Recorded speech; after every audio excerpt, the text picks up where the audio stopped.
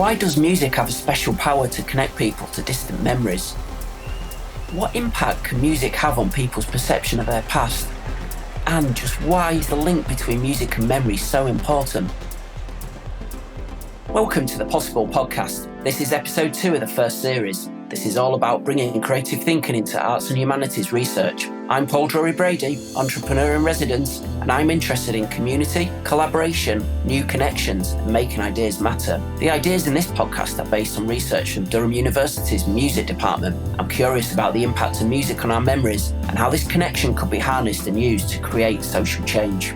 My name is Kelly Jakubowski, and I work in the Department of Music at Durham University, and I'm an assistant professor in music psychology. I'm working on a research project about the link between music and autobiographical memory, which is this experience when you're listening to a piece of music, and it brings back memories of events or time periods from your life. I've been interested in music and memory for quite a long time. I've done some research about memory for music in general, and also research about, for instance, earworms, songs that get stuck in your head.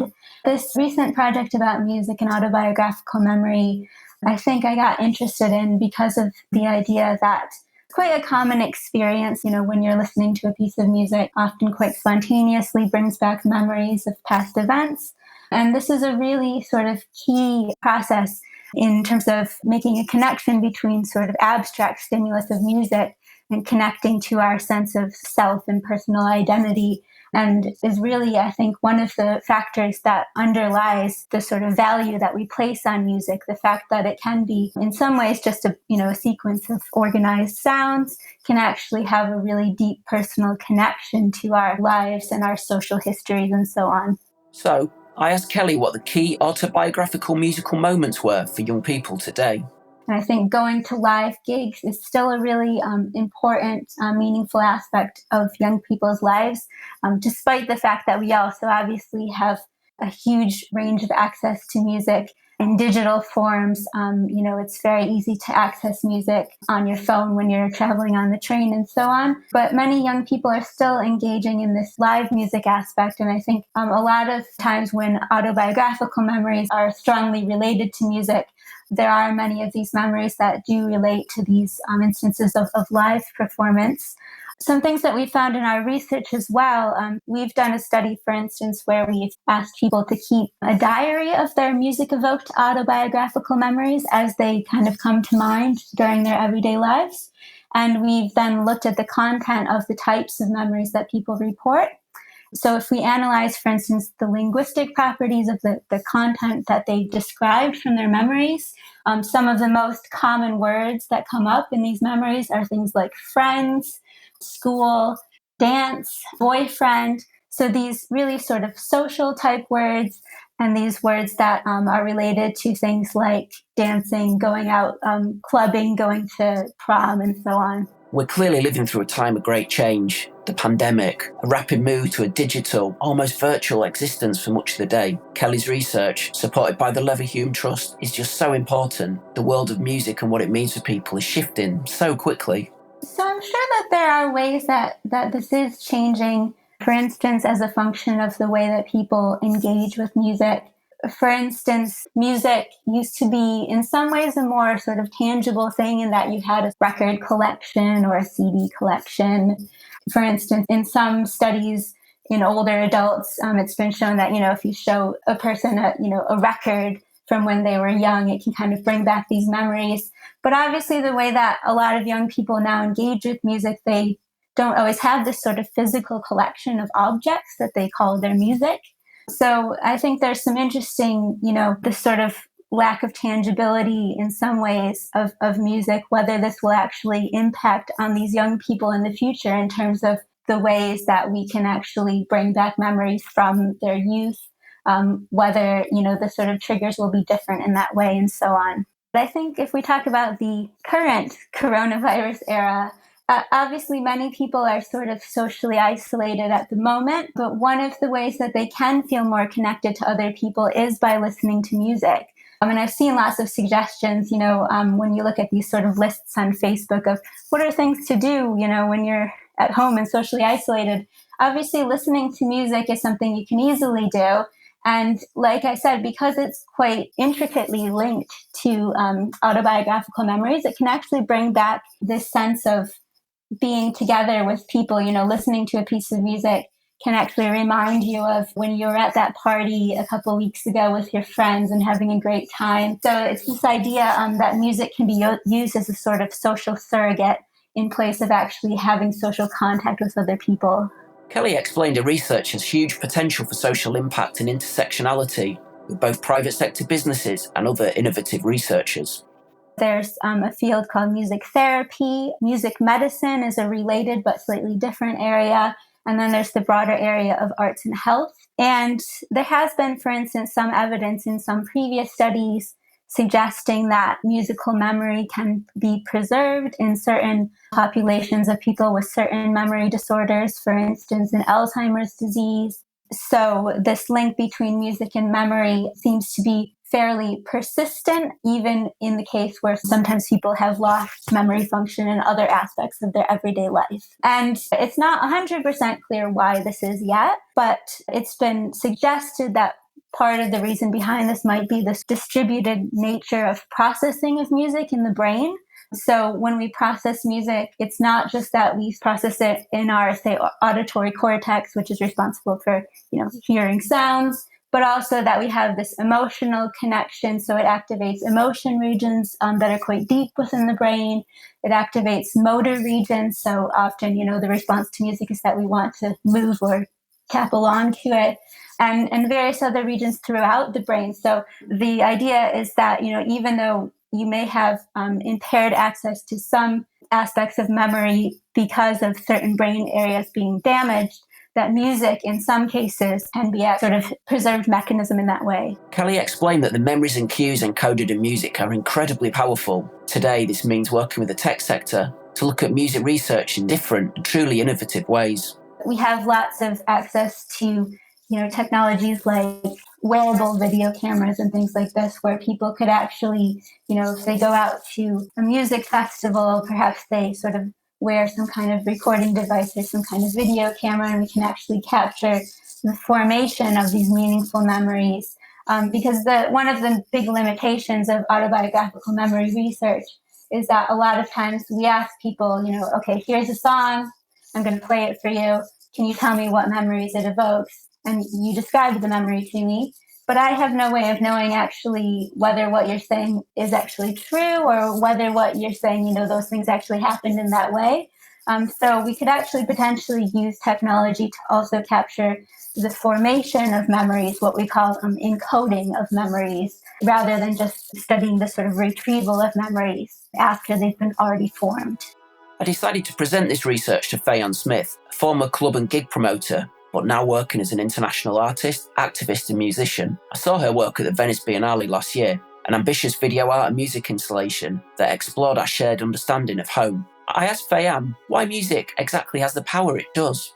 I think that as we analyse and understand what the mechanism is, biochemically, psychologically, that makes music so significant in our brains, it will unlock a lot of power to really understand the processes in our brains around emotion. If we can reverse engineer that, it means we'll have some amazing access into how the brain stores information and how we process emotion, because we know surprisingly little about that anyway. I mean, this is a scary vista on some levels because it's a really powerful medium. So, if you weaponize it essentially by taking what works out of it, you can give people like armies and advertisers new ways to bug or kill you. And that's part of our rolling human experiment as well.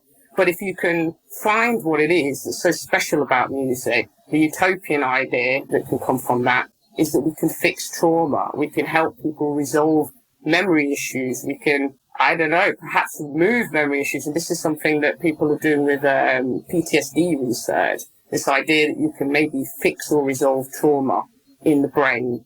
And it's, you can use music potentially as part of that. So it's like with a lot of things at the moment, the technology points towards some amazing applications. It just depends on who manages to get hold of it and how they decide to implement it. Fayann explained many of their memories were shaped by eras and feelings, as opposed to specific pieces of music. I think, like most people, my memories are defined by musical eras. So it'll be an album that I was listening to at the time. And these will be like seminal moments that are framed by a sonic mood. And I think that's something that we share as humans, that music forms part of our personal narrative and forms our conception of ourselves. And I think that's why our memories are so enmeshed with our musical experience. There's something novel about how the brain stores and recalls musical memories. And they found this with research into Alzheimer's and other types of dementia, that if you listen to or sing songs, they can provide emotional and behavioural benefits for the sufferers. And I think that's unique to the way that music is stored within the brain. And this is something that they've even started to do, where they'll create like the musical favourites list, and they can access then deep memories that aren't lost to dementia. So it seems to be that there's this unique sort of bond between how we form memories in the brain and music itself. And it's like smell as well. There's something particularly evocative about smell, which means that people can instantly be cast into a time in their life or a place in their life, which is almost immediate. It's not mediated by a lot of complex thinking. You know, you'll catch a bar of a favourite song and immediately you'll think about a relationship or something that's happened to you, and it'll be almost physical in your memory, you know, straight away, which I don't experience with any other kind of sensory interactions, certainly not language and things like that. It's way more physical. Fayann was utterly curious about Kelly's research from Durham University. She said there was something almost primeval about the power of music to shape memories. I feel that melody has an emotional quotient and rhythm acts on the body, and that altogether is more evocative and central than other forms of communication. As much as lyrics can be important to something, ultimately, as demonstrated by Bollywood, following the dynamics of the music and the movement, you kind of forego the need to understand the words. And that means we can go beyond language barriers, and it's something much more universal than a musical experience. I can go to Africa and listen to African music and be instantly connected to something in a way I can't by just observing a culture. It's something that's way more visceral. And this kind of becomes something then that's potentially transcendent. We have a lot of experiences in our lives that music frames that become, I would say, the closest thing to a lot of people would experience as a religious experience. You know, and we seem to have things like high points of romance and stuff that incorporate music, you know, and it's something that acts on our sense of belonging as humans because we're emoting together. It's bonding, especially so, you know, like it's no accident that churches have such great acoustics because it gives an excitement to congregating. And there's something about that congregation that acts on the subconscious. I mean, this is why advertisers use jingles, because it becomes something that it's memorable, it's often repeated, and we do it in groups. Therefore, it's something that bonds us as a kind of human experience. And music has a unique power over our recollection of the most personal memories too. You asked me, what's my most precious memory in music? For me, there was something that was so powerful that happened to me when I was at university. I lost a good friend from university in a car accident. And it was such a shocking, horrible experience because he was a young, vibrant individual that no one imagined that they would be saying goodbye to. And as a musician, my natural response is to make music. And it might seem a little trite, you know, I'm going to write a song about it. But it was, you know, it was the only way to deal with that level of raw grief and emotion. And when it came to his funeral, which he was buried on his 19th birthday, so it was already very extremely weird, unhappy, but, you know, the emotion was so raw because he was so young that it was a febrile atmosphere anyway. And it was very hard for everyone to kind of place that level of emotion. And during the wake, we were asked to perform the song that we'd written, and we did it. And this was the first time I'd actually met his mother because his family didn't live in London. They lived in the States. And to perform this song for his grieving family, with his grieving family picking up the words and singing along, I've never been moved by anything before. I was looking directly into his mother's eyes. And because I couldn't lie when I was singing through tears. And it was just something amazing. And it wasn't because of us or anything we were doing. It was the fact that music really crystallized everybody's emotion in one place at one time so we could purge. And that's the true power of music to me. You know, if I see an amazing band, I will just cry all the way through it. It doesn't happen very often, but, you know, when I saw David Bowie, saw an amazing performance of Mozart, you know, I cry and it's just pure and it's natural. And there's no, yet again, there's no mediation between my conscious mind. I'm not trying to analyze it or break it apart as I experience it. It just flows through me, and it's completely mind-blowing. It's a very, very strange experience, but it's just engraved on my memory. I can still see her face to this day, the gratitude and the tears, and just everybody being dumbfounded. Yeah, and it just seemed really trite to sing a song, but it seemed to do some good on that day. So, the power of music to shape personal memories is not in doubt, but I wanted to get a view from industry too. I spoke to Ella MacWilliam, the founder of one of the UK's leading music and brand PR agencies, Full Fat. This London agency works with some of the biggest music festivals and brands around.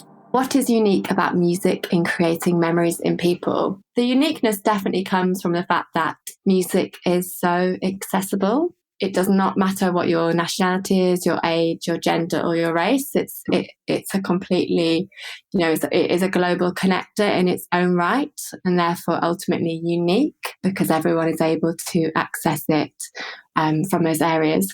When we look at kind of some of our network at Full Fat and the people we work with, it's really interesting to see how those mediums and various mediums cross over, but often with music as the connector to it that ultimately create those memories through those experiences.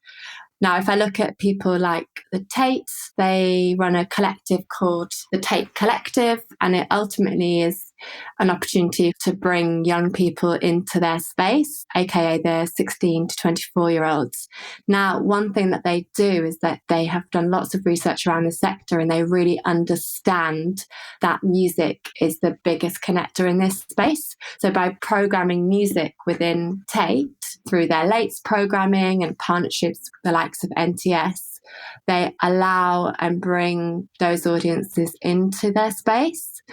And this kind of connector, this medium through music, then opens up new experiences in the form of visual arts. So again, provoking those memories that ultimately has music at the heart of it.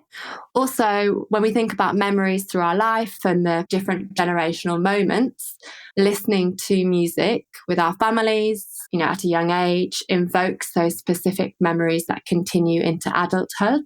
I personally don't have the best memory necessarily, but I definitely remember certain music provokes very specific memories, whether that's a Fleetwood Mac track or a David Bowie track or Madonna, and it always reminds me of those childhood memories, and they are so firmly in my mind, and it's very much through my entire life I will continue to have those memories because music obviously is the kind of the connector within those. The beauty of music and memory is that you can, if you're lucky, keep creating new memories. Memories are, of course, personal to the individuals, and therefore I would say it's probably less about the genre and more about the experience that creates and facilitates these memories.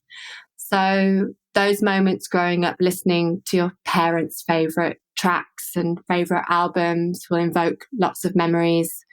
And for me, this is always centred around big parties or New Year's Eve gatherings whereby a lot of my family friends would come together once a year from all parts of the country and experience and enjoy and come together in this social moment that became quite famous, and that is always surrounded by music, whether that's singing Auld Lang Syne at midnight or staying up late, as a kid and things like that. But music was always at the centre of that. So therefore, it's much more about that experience.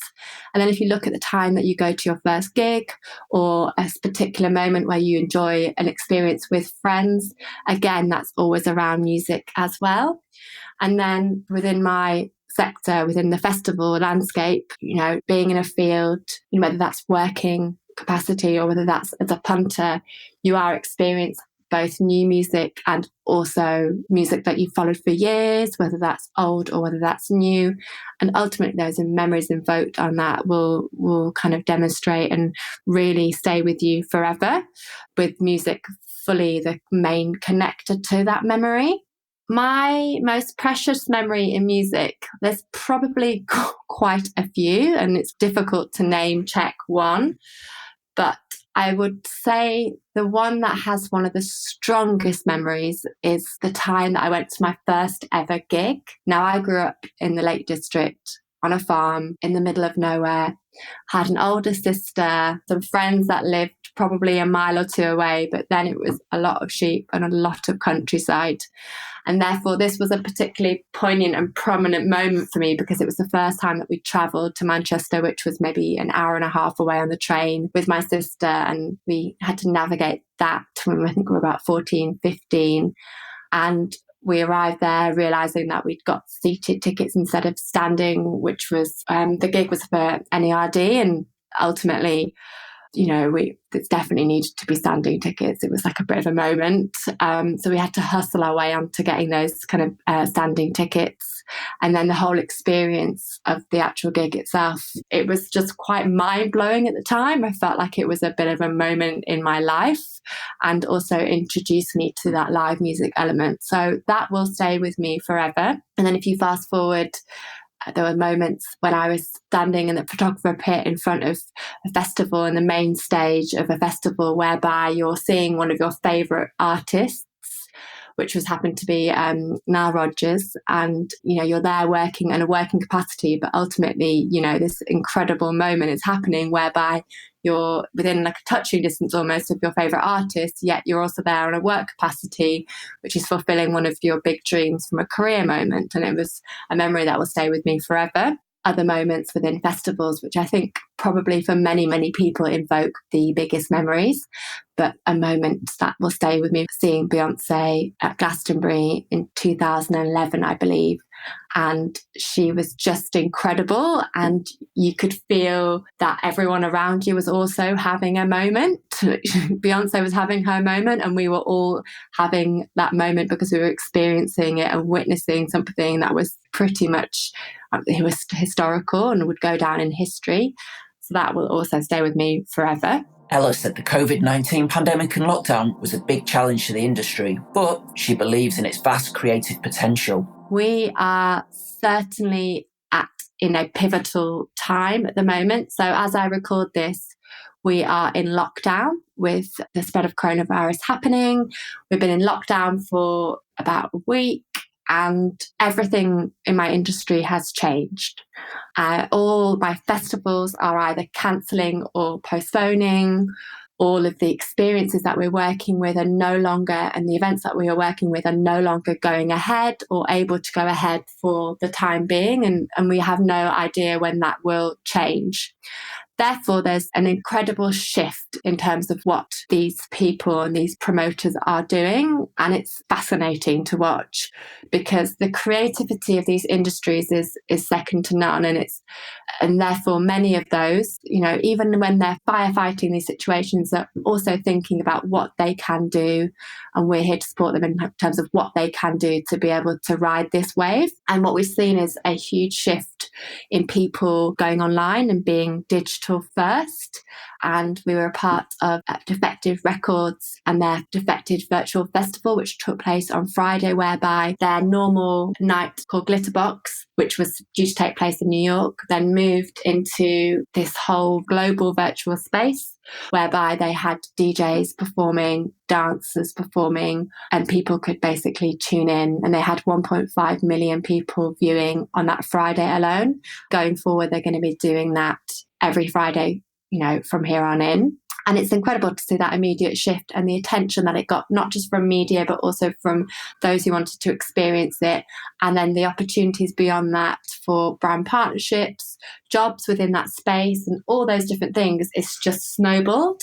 And I think that's just one example about how this moment in time is going to change the way that people think about how they experience and enjoy music that will invoke memories. And I think it will also bring in a lot of conversation around what that means, because are the memories invoked because of the music, or is the music just one part of that? AKA, does the music then also Is it very much alongside that socialising with friends? What else are the different factors, and what would we lose if we went into a virtual world? But it's very, very interesting nonetheless. I think the work that is being done within the space for those who have dementia, we're seeing a growing population, an ageing population, and lots of people suffering from dementia. And therefore, there is a lot of research going into how music can help those individuals. One of our clients is Independent Venue Week, and they are going to be really working in that space to be able to help people with dementia through the medium of music and the network of independent venue weeks that they work with. So we'll definitely be seeing much more of that. And beyond that, virtual reality is a big, big thing. We're seeing, holograms with Whitney Houston. Hologram popped up a couple of weeks ago. And there's a company called Melody VR, which allows you to experience live music through VR headsets. And you can basically be live on stage with an artist. So again, there is a huge shift in terms of this digital move and how people are going to be moving into the digital space. So that's probably just a couple of examples about how things are going to be changing for the future. But definitely we are in a moment, no longer will people be traveling for work in the same way that they did previously. No longer will people be consuming things in the way that they consumed before. It's a fascinating time. Thinking more about Kelly's research at Durham University and the potential for artists to keep creating music and making new memories, I decided to talk to a current music star. Stew Baxter lives in the north and is in a band called Life. He arrived back in the UK in March, flying in from New York after a big tour of the States. He also supported the Kaiser Chiefs on a major tour earlier this year. He said music culture is intertwined with his memories of both family life and growing up. Music for me is attached to everything that I've ever done. And that includes sort of being a kid and growing up and remembering what songs were on the radio when I was at home. My parents used to play a lot of kind of like 60s, a lot of just pop songs really. So I've grown up around a lot of the radio and just constant stream of pop music from like 50s, 60s, 70s, 80s, 90s. So a lot of my influences, I kind of can hear a soundtrack of my life really. And then obviously becoming a teenager and discovering my world of music, and me and my brother getting into music, discovering what we like, and then joining, sort of like making a band together. And then since the age of 13, I've been in bands and I've listened to music constantly, and it's kind of like become just a constant soundtrack. So there's certain songs and certain pieces of music that I think about or that give me memories, and some that even, I guess, evoke smells and tastes and being in certain rooms. And for me, it's a really magical thing. Obviously being in a band as well. Stu said the amazing feeling of making music that affects people's memories is just incomparable. I hear a lot from people that we kind of meet and people that we're friends with and people that we see around the world when we're touring and gigging, and what it means to them, I guess, when they talk about our music and music that's on the scene at the moment. That's always really interesting, because when you're kind of making music and you're putting it out there and you're touring and you're just kind of getting on with it, you're not really thinking about how it connects with people massively. You just kind of want it to deliver it well, and you want it to perform it well, and you want it to be good. So it's always really good hearing from other people about how a certain piece of music that you've created connects with them, and whether that's, lyrically or emotionally or both. And I suppose that makes it even more amazing to feel like you're part of that and you're part of this kind of like world of music that's affecting people. Stu has also spent 15 years as a youth worker, so he knows the power of musical memories to connect with young people. I guess dealing with something, acknowledging something, and talking about a feeling and emotion, which could be quite hard to talk about normally. But talking about it through music, when I talk to people about music or talk through music, there's kind of, it lightens you up and it opens up this excitement of talking about it. Even if it's something that's really hard to talk about, suddenly when music's involved, it makes it easier to talk about. So I think in terms of our community, if we talked more about music and talked through music, using it to open up a story or a feeling, I feel like it would be a really good way of, I guess, using therapy or counselling through music as a way of helping people connect with their emotions and their feelings, and also feel like they're connected to other people who have that same emotion or feeling around music. So, that's, I guess, is one way I feel like music is really important, and quite often we use it that way without even realising. And Stu wanted to share one final memory. I had some memories recently. A few years back, I lost both my parents within 2 years of each other, died from lung cancer. And I guess I thought more about how they connected me to music. And I think when I was growing up, I guess before they died, I didn't really see them as musical people or see them as people that were really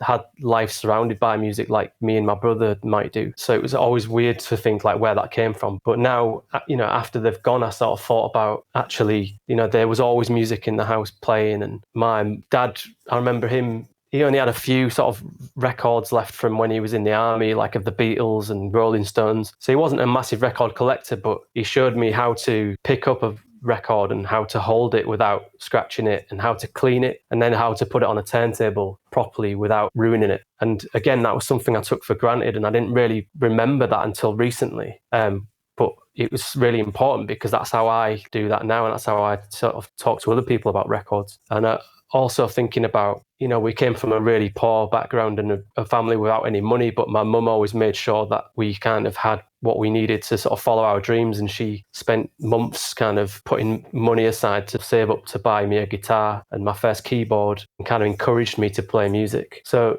I think all of those memories and all of those connections to my parents are through music and are through, if music wasn't there and music wasn't something that we've connected to, I wouldn't, have had those experiences and I wouldn't have those memories and those connections to my parents. That will, those memories will live on forever and I'll pass them on to other people. So I think rather than a specific song or piece of music, I think it's more how music has affected my life. Looking back at Kelly's research, the autobiographical power of music is crystal clear.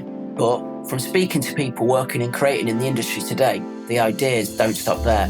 There's something deeper and more powerful about music. It seems that during these uncertain and unsettling times, that the creative industries will have to keep creating. And there's huge potential for social impact here. These are amazing ideas around music therapy, emotional connections, new networks, inspiring new ways to experience music and make memories today. It's such interesting research to explore with the industry. And we decided to create a special playlist to explore some of the music and ideas from this research. Please head over to our YouTube channel to enjoy some of the selections.